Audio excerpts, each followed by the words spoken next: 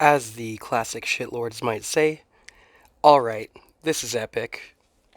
A big order of stuff from LoneStar Comics or MyComicShop. A pretty big box.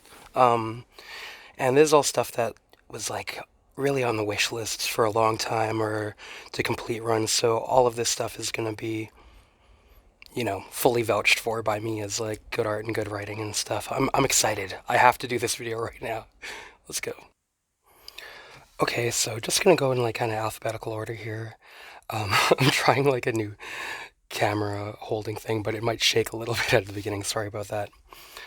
So here's a trade paperback of Ghost in the Shell Standalone Complex from Kodansha Press. And as I've said before, Ghost in the Shell franchise, probably Standalone Complex is my favorite of that stuff. So yeah, a good price, so thought I'd try it out. Adler number 5. This is the last issue of Adler that I was missing. And yeah, pretty good, like Victorian kind of steampunk. Let's see if we can fix the focus. Come on, man. Having this camera, better fix the focus. Yeah, kind of decent, like, Sherlock Holmesy stuff. Some Bathroom Girls. This is from what, like the late 90s or early 2000s. Indie, I'd say bad girl, but you think of Lady Death and stuff like that. These are just like, the bad girls in school. Here they are at this cheerleader party, and they're. I'm gonna go into this more later, another video. Depending on when this comes out, it might even come out before this video. Here's Bathroom Girls number 4. Yvonne Mojica, fun indie comic. I like this as growing up, so good stuff, man. Some like adults only manga, Battle Binder Plus. Again, like just found one of these issues as a kid and I always wanted to find more, so saw one for sale on there. Belladonna preview. Just checking out some Belladonna if it's like at a good price and stuff. I'm kind of being a completist now. And this is before like the Boundless, so we'll see how it is. It seems like a lot of the time the Boundless stuff is better for these kind of bad girl things, so. The final issue of Bite Club Vampire Crime Unit by Howard Chaykin, David Tishman, and David Hahn. Yeah, I just, one of those things where you're reading the whole thing and you want to find out what happens in a world where vampires are kind of integrated into society but not liked, and they're still assholes a lot, but there's mafia and police and stuff integrating into that. Some good sci-fi Blade Runner 2019. Not the cover necessarily that I would have wanted for this issue number 4, but yeah, want to find out the conclusion of that story arc. Haven't like mainly this haul is stuff that I wasn't able to find like in person, but I've wanted mostly for years and years. This is recent though, that I was like, I need to find out what happens in this. So that's number 4. I think that might be the conclusion to the first story arc, or else number 5 is something like that. This is number 5 with the Sid Mead variant. These are the ones I would definitely prefer for these. Yeah, so either ending or there's just I kind of got to the end of the second story arc. I think this is number 6, the Sid Mead variant, number 7, Sid Mead variant, and number 8 of the same kind of variant.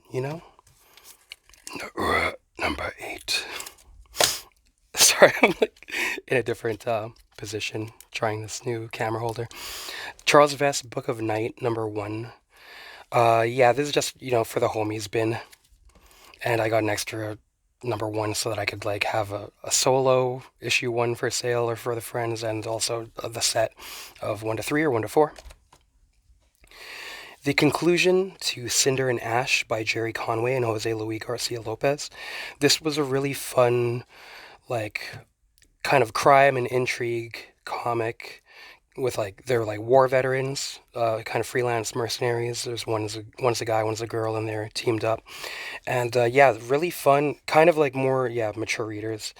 So I found like issue 1 in a bargain bin, and then pieced it together, but was never able to find number 4. But yeah, this was like I've been really wanting to find the end of this. It's really fun to read for that kind of like crime or spy intrigue kind of stuff.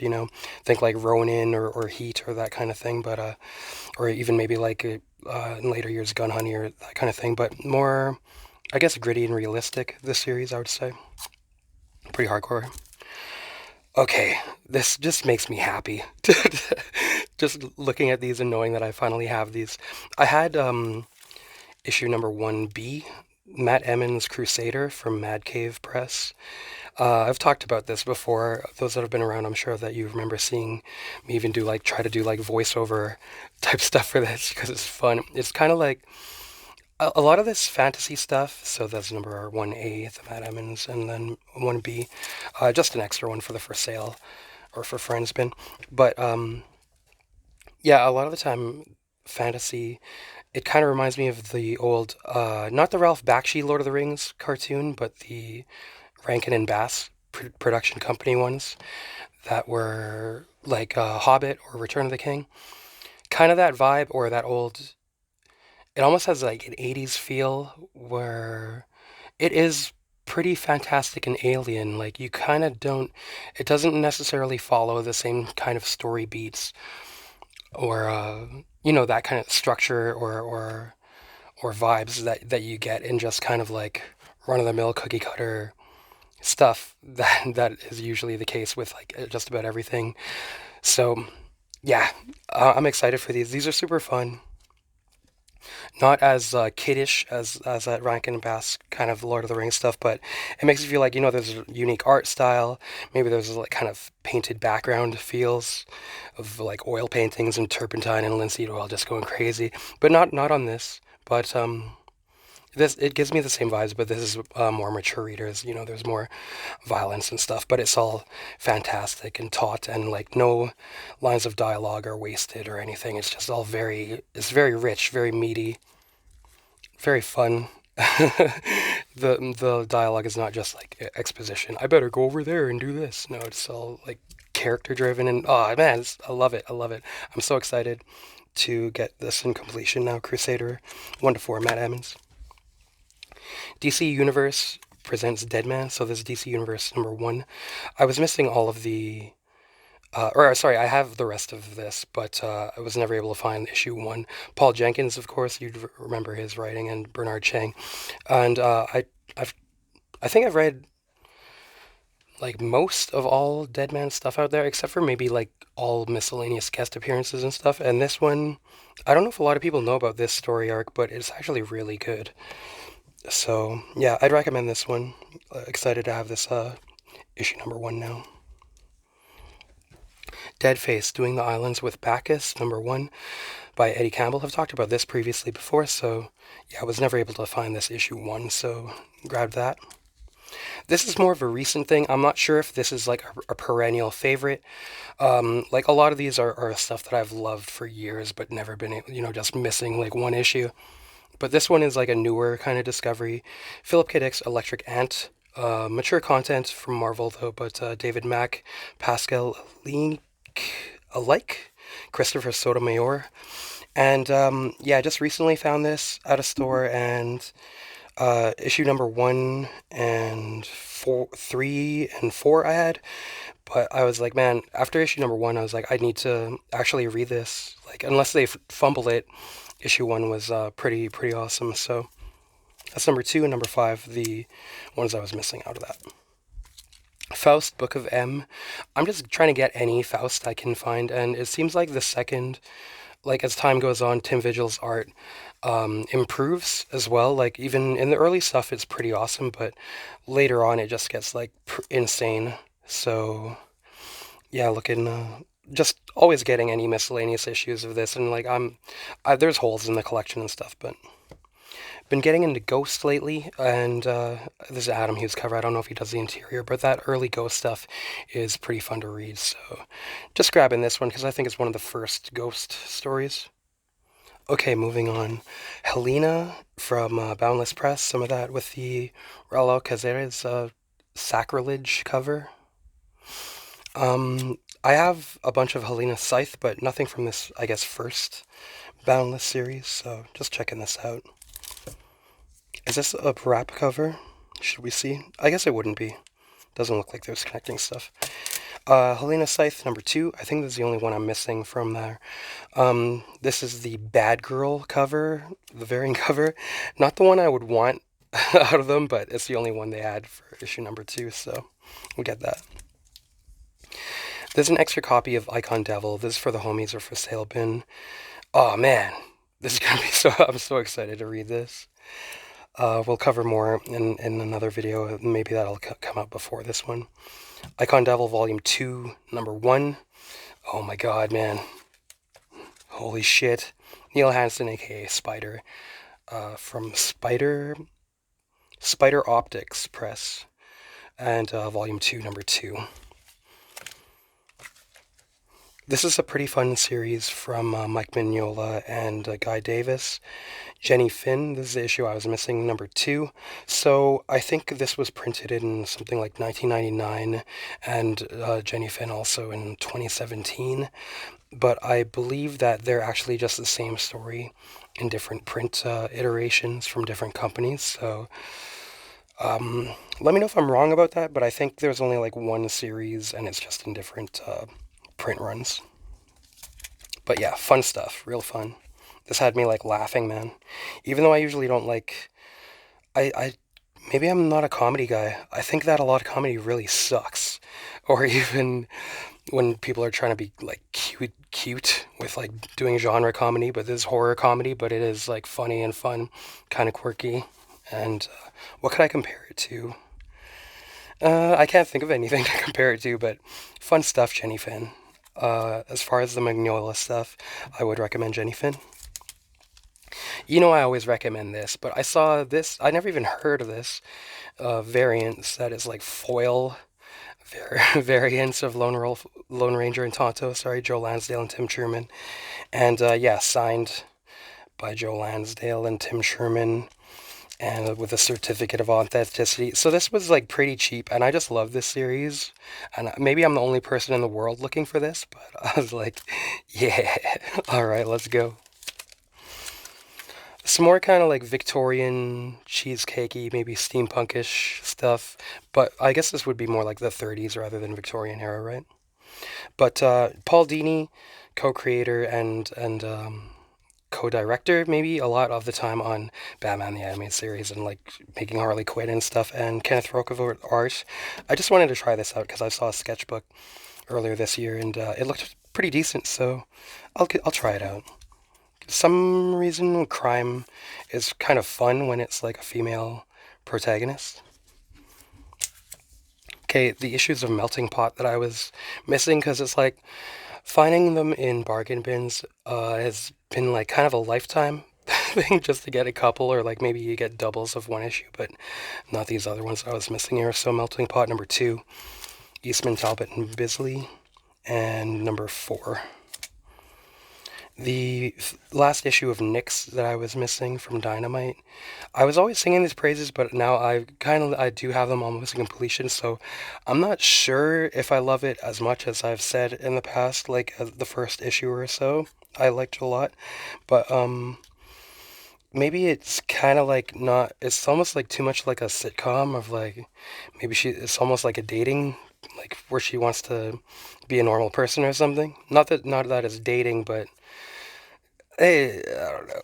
The art is insanely good though, but we'll see how it is in completion. This is the last issue I was missing, so a bit of a rare issue here. James Stokoe's Orkstain number 1. This is pretty hard to find, and I've seen it going for like high prices, maybe even rarely just listed high prices. But yeah, I was like, oh, I'm pretty lucky to see this on there for not too high, so just get it. I have the other issues, so. Mark Texeira's Scythe. We went over issue number 1 in another video, but just wanted to see what this is. This is from like 2004, Mark Texeira. His own property. Okay, Red Room number 1, the Jim Rugg 8-ball tribute variant. Jim Rugg's like tribute variants to Red Room are pretty sweet. They're pretty sick, and I always kind of like wanted some, but none of the local comic shops here ever ordered enough copies to get like these lesser ratioed variants. So this was a good price, and I was like, I better get it because other people might get it. If not, it's hard to find at like a decent price. Maybe eBay, but we all know that the eBay shipping here is absolutely ridiculous. Let me also say about shipping, it's gonna be rare that I'll do these My Comic Shop hauls. Probably, I don't know. I want to know if there's like a sweet spot of numbered comics to order, because maybe this was too big. It's just shipping to Canada is absolutely like, it's like a slap in the face insane. It's like you're getting somebody spitting on you. Like for eBay, the it'll be listing like almost $30 to ship one comic and stuff like normally. So this actually wasn't too bad, but even still, the shipping does kind of hurt um, per book. So maybe there's a sweet spot. I don't expect I'll be doing My Comic Shop very often. Maybe like a couple times a year. Or this was like it was my birthday, and I was like, there's no big shows or anything coming up, or I don't have a lot like in my pull list right now, and all like finally Christmas is over, which also means all my immediate family's birthdays is over because all of their birthdays are in January. So it's always like a tightening of the belt time for myself. And I was like, okay, we're clear that. But anyways, you don't want to hear all that. But these are the things we got to justify these things to ourselves. You got to treat yourself once in a while. Yeah, and I was like, after it's clear and it's like my birthday time, I'm gonna finally get that stuff out of the My Comic Shop cart and get that done. And I'm happy because you could dig through like short boxes of stuff that is just kind of random, but these are the things that I like really really want, and actively am seeking, not just stumbling upon. Anyhow, slash rent. Trigger warnings, Red Room trigger warnings number one. The A cover, just because I had like variants of this, but I was subscribed to it when it was coming out, but for some reason I didn't get this. Like the guy like forgot to give me one of these. Anyway, shit happens, but yeah, because I like having all the A covers sometimes too. Red Room Crypto Killers number four. This is the A cover. And yeah, this is just like for the for sale or for homies bin, because this is one of the most like brutal, hard, like heartless comics you'd ever see. It's gonna hurt your fucking feelings. This comic, man. Some of the darkest shit ever. This final issue. So yeah, I want this for the homies or the for sale bin. And this is the 1 in 5 Ed Piscor variant for that final issue of Crypto Killers as well. Here's kind of a weird one. Kind of like post-apocalyptic future, like mercenaries or bounty hunters. Maybe I'm getting that a little bit wrong, but I found one of these in like a quarter bin.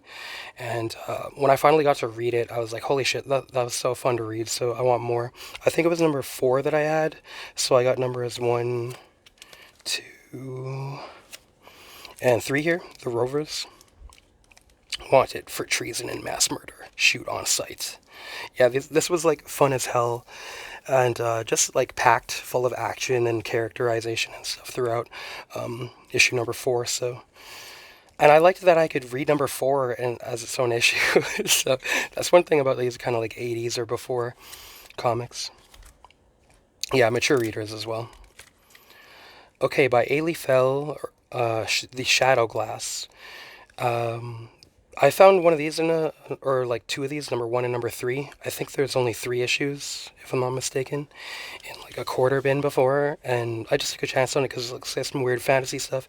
The art is awesome, the writing is pretty awesome and interesting. I needed to find out what happened next, and it also kind of guest stars as a supporting kind of like maybe anti-protagonist or friend of the villain is John Dee, who is, if you're into that occult stuff, he was the royal, what would you call it, sorcerer or warlock or magician back in those days. And is he the originator or innovator of Enochian magic, like the language of the angels, Enochian?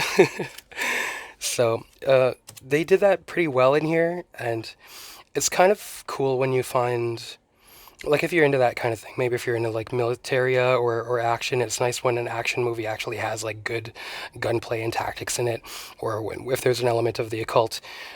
It seems like this guy knows more than just like the layman kind of like, oh yeah, put Cthulhu and Aleister Crowley in there and shit. Like, no, there's a little bit more going on in here, it seems. So yeah, Shadow Glass #2 by Ailey Fell, or maybe it's a woman. I'm not sure, but okay. Sin City Hell and Back #7, just because this is the only one I was missing as for a set, and I've put this set together a couple times, but I'm like, I'm giving it a chance again to see if um if I can dig it again. I feel like there's something to this probably. Just want to give it another shot.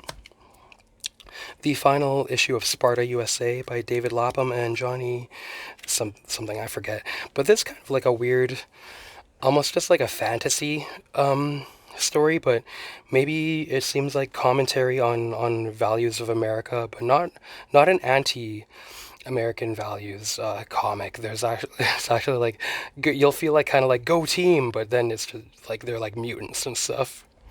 So maybe pep rallies and all that shit back in the day was actually annoying for people like us that tend to read comics, or to make a general stereotype there. But in this, you'll kind of. It's nice that it's not just a run of the mill cookie cutter, as I say again, just like anti-American social commentary or anything. There's interesting and creative stuff. And yeah, there's like Bigfoot and like playing football and shit, or not playing football, but like say, it's just weird, man. It's weird. So yeah, the final issue of that. I'm looking forward to reading this. Looking forward to read also Torpedo #1. This is when Jordi Bernay was doing the art. I've just been trying to get any Torpedo I can, and yeah, I was like, maybe I could flip this open and show some stuff off, but right away it's just like naked chicks getting slapped, stuff like that. So, they always say Torpedo is another thing that's not like cookie cutter or run of the mill kind of stuff. Pretty wild, far out shit. Just slapping her around, and he's the good guy. So, Winter World #3 by Chuck Dixon and Jorge Zafino. Wasn't able to find this, but excited to get this as well. We talked about this. And the later story arcs from IDW of Winter World by Chuck Dixon and is it Butch Guice? Or Jackson Guice, I forget. Sorry, without like opening this up. So this is Winter World Volume 2, I believe, #1. Volume 2, #1, the Jorge Zafino Alta or variant cover. #2, the A cover. Winter World #3, #4, and #0. I imagine #0 is to be read after. I will, but just in case, I'll check the release dates. That would be the thing. Read them in the release date order, I imagine. Astonishing X-Men #1 Director's Cut by Joss Whedon and John Cassaday. As far as I understand it, these are like the pencil versions, just like looking at straight up pencil. So this should be pretty fun too. Good prices and stuff. Solistria and the Bard #2. I really enjoyed issue #1, so just checking that out. Solistria and the Bard #3. I believe this is the final issue. We'll see how that all goes. Zorro by Don McGregor and Mike Mayhew, I believe. That's #0. And Zorro by Don McGregor and Mike Mayhew again. Also John Nyberg and some others. Colored by Digital Chameleon. This is a Frank Miller cover and #1. These actually should be like bargain bin finds like pretty easily, but for some reason I just haven't been able to find them in the past few years that I've been looking for them. But they're probably in like quarter bins everywhere except for around me, I guess, for some reason. And lastly, Inside Mobius Part 1, because I had got parts 2 and 3 on like discount, just like luckily, and I didn't even know these existed. So yeah, we'll have to see what these are about and being able to read them in order. So yeah, guys, pretty short video here, not going into the interiors too much, but after I get done haul videos. Maybe I will do like comic showcases and stuff like that more so. So yeah, excited to get these guys. Like and comment and all that. I forget what you're supposed to say and shit, but yeah. Let me know, talk comics and stuff with me. It's always fun, or with each other too. All right, guys, I'll talk to you in the next one. More videos to record right now. Peace.